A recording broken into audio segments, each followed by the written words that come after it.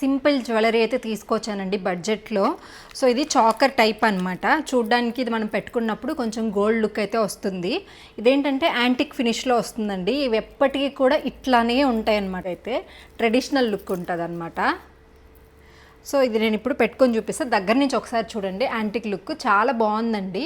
So ఇలాంటివి మనం బయట తీసుకోవాలంటే చాలా ఎక్కువ కాస్ట్ ఉంటాయి. బట్ మీషోలో తక్కువ కాస్ట్లో వస్తున్నాయి. నిజంగా మనం చూసామంటే, అంటే ఏదైనా ఫంక్షన్స్కి అట్లా పెట్టుకున్నాము అంటే ఏ శారీస్ మీదకైనా కానీ బాగా సెట్ అవుతాయి. నాకు చాలా బాగా నచ్చింది.